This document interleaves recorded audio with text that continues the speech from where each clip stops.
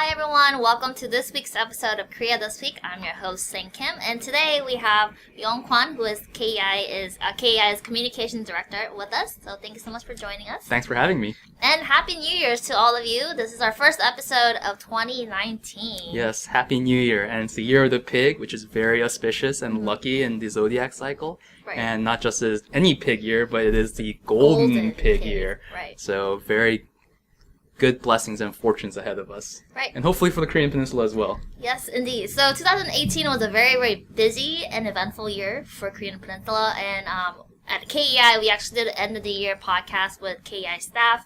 And Yong, you organize everything and edit everything. So now it's up on our podcast channel. It is. So you can listen to it. And we also did upcoming 2019 top 10 issues for the new year. So that's also on our blog. You can also check that out. And we'll share this link on our comments section. Absolutely. And if you haven't subscribed to our podcast yet, you can get it from iTunes or wherever you get your podcast. Yes.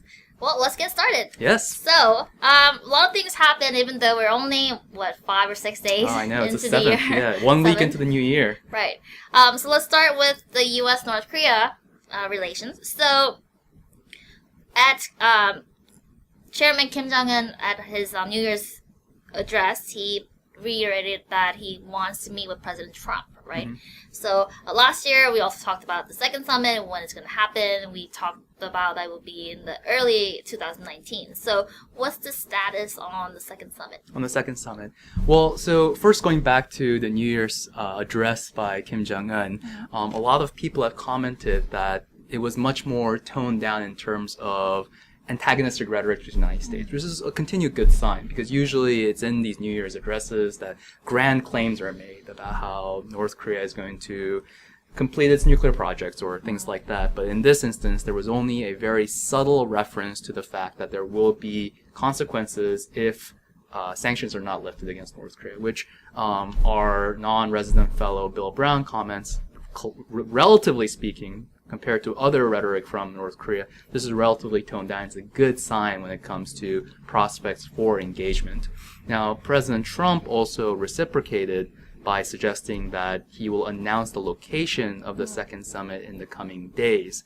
However, I think you actually raised this point earlier today during a meeting, that we have a lot of other circumstantial events developing around our foreign policy in the United States currently that might get in the way of perhaps the second summit. And perhaps maybe the source should discuss this in more detail. Right. So we were talking, of course, there are other U.S. foreign policy objectives for President Trump, but also, if you haven't noticed, U.S. government is partially shut down, so that there's huge domestic issues and concerns for President Trump that might prevent him from maybe putting the North Korea on the priority at the moment. So with the shutdown going on for 2 weeks now? Is it 2 weeks already? 2 weeks, yes. And we don't know when it would end, when they would have an agreement. So I think there are a lot of things that President Trump has to focus domestically before for him to pursue more, I don't know, right. foreign policy. Yeah, currently it seems like the U.S. government is more focused on or rather the White House is focused on the border issue and getting funding for the border wall. And with President Trump currently in a standoff with the new incoming House, it seems like, in terms of the White House's priority, that the Korean Peninsula has dropped from being a top priority. So I think I agree with your assessment that there are a lot of things in the way towards perhaps a rapid move towards the second summit. Right. In terms of the cities as well, I saw that Vietnam, I think, not in terms of city, but I saw that Vietnam was also being thrown in for the possible location for a summit. But then we don't know for sure when it would actually be, where it will be. So we'll definitely keep you updated. And in terms of the North Korean news, you've probably seen that acting North Korean ambassador to Italy, Cho Sung-gil, has been missing, right? So could you tell us a little bit about the details about where we are, what do we know, what do we don't know? Well, there's a lot more that we don't know than what we do know. But according to the Italian press, the acting ambassador to Italy, or the former acting ambassador to Italy from North Korea, is currently under protection, currently seeking asylum to potentially the United States or the United Kingdom. We also believe that he may have left Italy at some point and had made contact with the U.S. government outside of Italy and then returned to the European Union to seek protection. But these are all circumstantial evidence. We don't know to the full detail exactly where he is and exactly what he's pursuing. However, naturally, we can draw parallels between what is going on currently with this incident with what had happened with Tae Young-ho a few years ago, 2016, when the deputy ambassador from North Korea to the United Kingdom defected to South Korea. At the time, he had also made contact with the U.S. government and then had defected from London to Ramstein Air Base, or rather, we suspect that he had moved from London to the Ramstein Air Base and then flew to South Korea through that route. So potentially, I mean, we could be facing a very similar incident. Tae Young-ho has come out with a letter. He's a close friend of the acting ambassador to Italy and has appealed to him to come to South Korea. He doesn't want him to go to the United States and actually called it a duty, that he had a moral obligation to come to South Korea and to work towards the unification of the Korean Peninsula. Now, a lot of conservative commentators in South Korea believes that this puts the Moon government in quite a pickle because they're worried that they believe that this might become a spoiler in the inter-Korean engagement, and also become a spoiler if indeed this gentleman decides to seek asylum and protection in the United States, that this could become a spoiler in U.S. North Korea relations. Right. Yeah, but there's still a lot we don't know, so we'll have to wait and see. But I do want to talk about the importance of Italy Italy for North Korea, right? So when we talk about the diplomatic post, we often talk about New York or Geneva because of the importance of those cities. But why is Rome important to Pyongyang? Right. So from what we know, a lot of the luxury imports going to Pyongyang are managed through the diplomatic post in Rome. So foremost, in terms of Kim Jong-un and his elite circle of North Korean officials, they consider Rome to be an important entrepot for their, for their needs. That's one. But beyond North Korea's narrow, interests in terms of using the diplomatic post as an entrepot for these commercial activities, there's also the fact that the Food and Agriculture Organization of the United Nations is in Rome. So when it comes to discussions about the famine, about flooding, about climate change, about food issues, about malnutrition, all these things that are of pivotal importance to the welfare of the North Korean people, the UN organization that is most intricately involved in examining these issues in North Korea is located in Rome.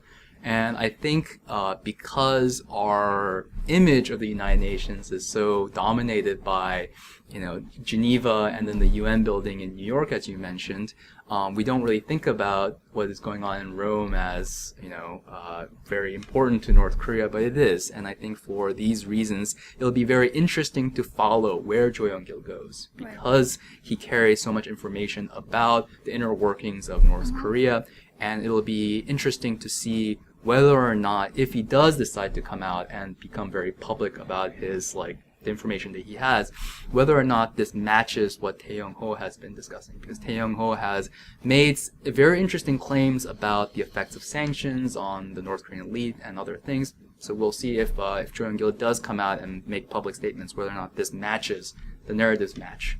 Right. So it's been about 2 months, right, since he's been missing. I think he was missing early November. So we'll see what would happen and what more information we'll find out as we go on. So next, I do want to talk about South Korea and Japan, and that's something you've probably seen a lot on the news lately. And let's just start off by saying that South Korea and Japan relations not really off to a good start in the New Year's, and could you please tell us why, what's been happening Right.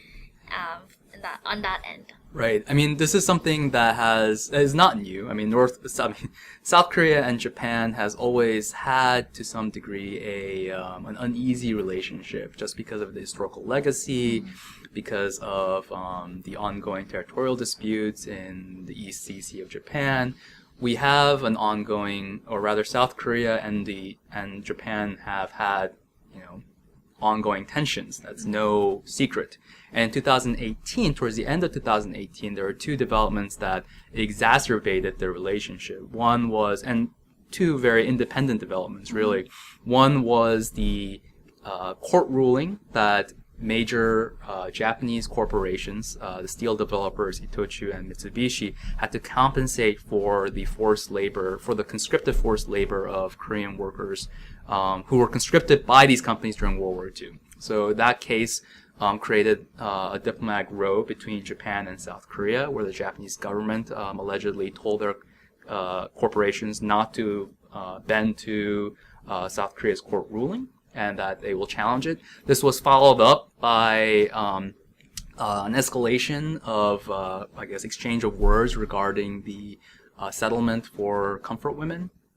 This was further exacerbated later on, just because of the again, like very separate issues, but there was also a commercial dispute between Japan and South Korea over South Korea's support for the shipping industry. And Japan believes that has created an unfair competitive environment for Japanese ship makers. So these three things are not necessarily related, but they have contributed to an existing unresolved uneasiness between the two countries. Now, going into the new year, there was according to sources, there was a distressed North Korean fishing vessel in international waters. A South Korean destroyer decided to engage in a rescue operation. And during the rescue operation, they apparently engaged in a radar lock with a Japanese patrol plane that was nearby. This was interpreted by the Japanese patrol plane as a provocative action, because usually these radar locks precipitate launches of missiles. So the activity was considered a provocative action by the Japanese self-defense force. In response, the patrol plane closed in on the South Korean destroyer and made a low-altitude pass over the vessel multiple times, which in turn the South Korean Navy considered to be a provocative behavior. The Japanese self-defense force claims that they've attempted to engage with the South Korean vessel during this incident to seek an explanation for the radar lock. The South Korean Navy suggests that they could not hear what was being transmitted through the radio. But broadly, aside from the technical reasons and the technical background of this incident, what seems to be the key issue is that it's being built on top of existing tensions from 2018. So we're not off to a very good start, and this is a little unfortunate given that this is a very pivotal time where regional nations need to collaborate and cooperate together in order to resolve and to convince North Korea to seek a path away from nuclear development. Right, so I think this is also an issue that we would have to kind of wait and see where it goes. Hopefully it won't lead to too much of a tension and escalation of tension, like you said, because it's an important time on the Korean Peninsula. So we'll keep you updated on that end. So just to touch based on the South Korean domestic a little bit, so President Moon Jae-in is expected to hold the New Year's press conference this Thursday. What do you think he will talk about? There are a lot that happened last year, and there are a lot on his plate in terms of domestic policy as well. So what are some of the expected comments from him? Right. I think a good metric for the pulse of the public policy trajectory in South Korea is usually the New Year's debate that is featured on JTBC, one of the Korea's national broadcasters. usually, in years past, the debates focused on politics. It's usually matters of policy, public policy that's on debate. But this year, interestingly enough, it was on economics. And as you know, and as we spoke about on Korea This Week in 2018, the very final, I guess, act of the Blue House coming out of 2018 was a cabinet reshuffle where we had new economic ministers put in place. And I think this is all reflective of the fact that the Moon government is responding to very significant demands from the public on the economic condition in South Korea. Now, naturally, this is not to say that the Moon government has done something extraordinary to have made the economy worse. I think if you look objectively across the world, growth rate is generally slow everywhere. Most of the OECD countries, of which South Korea is a member of, is struggling with unemployment, with high youth unemployment and other economic issues stemming back from the 2008 financial crisis. So South Korea is not an outlier, but nonetheless, I think there is a sense in the South Korean public that the Korean government, because of their heightened focus on inter-Korean engagement, has neglected to address the economic concerns of the nation. And so I think going into the New Year's address, I think it will be a priority for the Moon administration to allay some of these concerns and to provide a more tangible, to provide the public with a tangible metric on how they should assess the government's economic policies in 2019. Right. So he will be addressing the public on Thursday. We'll definitely, you'll probably hear a lot about it in the news. We'll definitely update you next week on next week's episode. Anything else you want to talk about? Yeah, on the public side, I think 2019 is also already shaping up to be a quite contentious year in politics and public policy. As you know, we are heading towards a National Assembly election in 2020, right? And then the presidential election the year after that. So naturally, it is now time for the South Korean political parties to gear up for those election season. And right now, the conservative opposition parties have decided to raise concerns regarding the Moon government's inappropriate meddling in institutions like the Korean Broadcast Service, about the Moon administration's alleged blacklisting of public officials who don't quite agree with the Moon administration's policies. Now, these are allegations. They have not been substantiated yet. But nonetheless, I think the very fact that the opposition parties are willing to raise these issues and to vocalize them so publicly suggests that the opposition parties are gearing up for a hefty political fight in 2019. So I think we could anticipate a lot of tumult in the National Assembly. Yes, so it will be another eventful year in 2019. I'm sorry, 2019.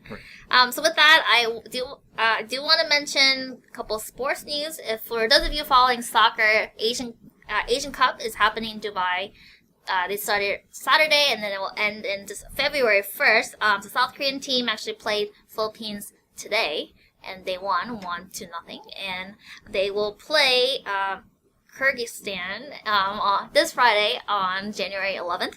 And for those of you following North Korean soccer, North Korea is also in the tournament. They'll be playing Saudi Arabia tomorrow. So we'll see if South Korean team will, get any closer to winning the actual Asian Cup. And with that, I do want to mention a couple KEI programs coming up. So we have an event tomorrow with Sasakawa Peace Foundation in USA.